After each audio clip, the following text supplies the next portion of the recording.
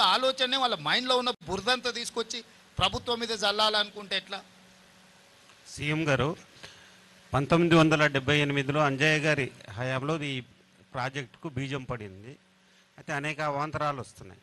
ఈ సంఘటన జరిగిన నేపథ్యంలో తిరిగి ఈ పనులు అంటే టీబీఎం మిషన్ ఆల్రెడీ కటింగ్ అవుతుంది, తిరిగి ఈ పనులను ఎంతలోపు మరి పునరుద్ధరించగలుగుతామని మీ ప్రభుత్వ అంచనాలో ఉంది? మీ ప్రభుత్వ అంచనా ఏంటి? అబ్దుల్లా గారు, ఇది 2 సైడ్స్ నుంచి, ఒకటేమో 23 కిలోమీటర్లు ఒక TBM tunnel bore machine drill చేయాలి, ఇంకొక సైడు 19.5 కిలోమీటర్లు. ఇటువైపు నుంచి 19.5 కిలోమీటర్ల, దాదాపుగా 14.5 కిలోమీటర్లు ఇప్పుడు టన్నెల్ బోర్ పూర్తి చేసింది. ఒక 5 కిలోమీటర్లు ఇటువైపు నుంచి ఉంది. అటువైపు ఆల్మోస్ట్ 20 కిలోమీటర్ల పైగా అయిపోయింది. ఆ టన్నెల్ బోర్ మిషన్ ఒక 3.5 కిలోమీటర్స్ వేయాలి. ఇప్పుడు ఆ టన్నెల్ బోర్ మిషన్ని యాక్టివేట్ చేసి వీలైనంత వరకు ఇది రిపేర్ చేసుకొని ముందుకు పోయే క్రమంలో అటువైపు నుంచి కూడా తీసుకొస్తాం. ఎందుకంటే ఇది 2 వైపుల నుంచి పని చేసుకుంటూ వచ్చే విధానం. మిగతా ఎక్కడైనా టన్నెల్స్ ఒక సైడ్ నుంచి కొట్టుకుంటూ ఇంకొక సైడ్కి వెళ్ళిపోతారు. కానీ ఇందులో ఆ రోజుల్లోనే 2005-6లోనే ప్రపంచంలో అత్యంత అధునాతనమైన సాంకేతిక నైపుణ్యంతో 2 వైపుల నుంచి టీబీఎంతో పనిచేస్తున్నాము. ఈరోజు ఈ వైపు నుంచి ప్రమాదం వచ్చినా ఆ వైపు నుంచి పనులను వేగవంతం చేస్తాము. ఎందుకు ఇన్ని రోజులు తెలంగాణ వచ్చిన 10 సంవత్సరాలు ఆగిందంటే పనులే ఆపేసిండ్రు, దానికి సంబంధించిన విద్యుత్తునే బంద్ చేసిర్రు. విద్యుత్తు బంద్ చేయడం వల్ల దాంట్లో నుంచి వచ్చే నీళ్లు బురద అన్నీ చిక్కుకుపోయి మిషన్లన్నీ రిపేర్కి పోయినాయి.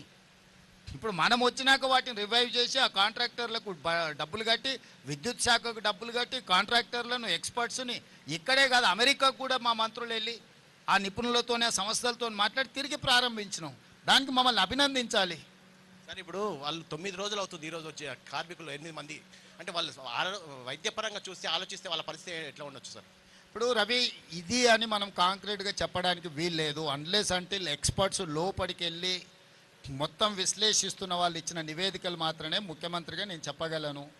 నేను అట్లా కాకుండా డాక్టర్ లాగానో లేకపోతే ఇతర నిపుణులలాగానో నేను ఏదైనా స్టేట్మెంట్ ఇస్తే అది తొందరపాటుతనం అవుద్ది. మీ అందరికీ ఏం అవగాహన ఉందో మాకు కూడా సేమ్ అదే అవగాహన ఉంది. మీరందరూ ఏమనుకుంటున్నారో మేము కూడా అదే అనుకుంటున్నాం. కానీ ప్రభుత్వం ఏదైనా అధికారికంగా ప్రకటించాలన్నప్పుడు అధికారికంగా దాన్ని మనము కన్ఫామ్ చేసుకోవాలి. దేవాదులలో చచ్చిపోతే నాకు తెలిసి 9 మంది అనుకుంటా దేవాదుల్లో చనిపోయింది. 5 ఏళ్ల వరకు బాడీలు కూడా దొరకలేదు. 5 years పట్టింది ఆ రోజు. ఈ విషయం అప్పుడే ప్రతిపక్షము మర్చిపోతే ఎట్లా? సో ఈ ప్రమాదం అంతెందుకు, ఇప్పుడు మనం పవర్ జనరేషన్లో జరిగిన ప్రమాదం మీ అందరి కళ్ళ ముందరనే జరిగింది. ఇప్పటివరకు రిపేర్ చేసిరా? ఇప్పటి నుంచి ఎక్కడి నుంచి ఎక్కడికే తీసుకెళ్తాను నేను. ఒకసారి చూడండి మీరు. ఇన్నేళ్ళైనా వాళ్ళు ఆ తర్వాత కూడా చాలా సంవత్సరాలు ఉన్నారు కదా, కనీసం వచ్చానో చూసినా ఈ రోజు వరకు వాళ్ళు రిపేర్ కూడా చేయలే. సో ఇప్పుడు ఏదైనా ప్రమాదం అనేది దురదృష్టకరం. ఈ ప్రమాదాన్ని పరిష్కరించడానికి, ప్రమాదం మీద పూర్తి వివరాలు అందించడానికి నిపుణులు ఉన్నారు. నిపుణులు ఏ వివరాలు అయితే మాకు చెప్తున్నారో మేము అవి మాత్రమే బయటికి చెప్పగలము.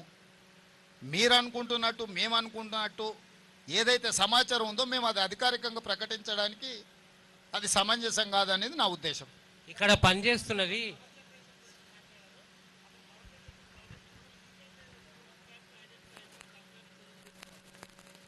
ఇప్పుడు ఆ పవర్ జనరేషన్లో ఉన్న సమస్యల్ని జనరేషన్ వాళ్ళకి చెప్పినాం.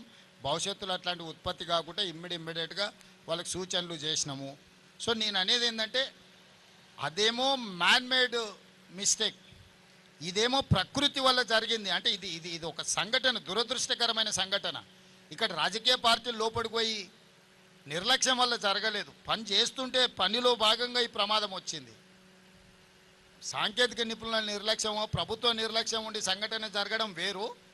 సాంకేతికంగా అక్కడ సడన్గా ఒక ఇన్సిడెంట్ ఆర్ ఒక యాక్సిడెంట్ అయింది. ఇప్పుడు మనం ప్రతిరోజు కారు నడుపుతూనే ఉంటాం, ప్రతిరోజు మనం జాగ్రత్తగా పోతూనే ఉంటాం. అనుకోకుండా ఎవరైనా ఎదురుగా వచ్చి వాళ్ళని తప్పించడానికి పోయి మనం చెట్టు కుద్దినాం అనుకో, తాగి నడిపి ప్రమాదం చేసేటోడికి ఎవరినైనా రోడ్డు మీద అడ్డం వచ్చిన వాళ్ళని తప్పించడానికి పోయి చెట్టు కుద్దుకున్న వాడికి 2 ప్రమాదాలే. ఏ ప్రమాదాన్ని ఎట్లా చూస్తావు? కాళేశ్వరం ప్రమాదం అనేది తాగి బండి నడిపి ప్రజల్ని గుద్దినోని విధానం అయితే, ఇది ఎదురుగొని వచ్చిన మనిషిని బ్రతికించడానికి చేసిన ప్రయత్నంలో పోయి చెట్టు గుద్దుకున్నది. ఈ 2 ప్రమాదాలకు ఉన్న తేడా ఇది. ఈ తేడా మరి హరీష్ రావు గారికి అర్థమవుతుందా అర్థమైతలేదో నాకు తెలియదు. ఇక్కడ పనిచేసేది ఇతర రాష్ట్రాల కూలీలే.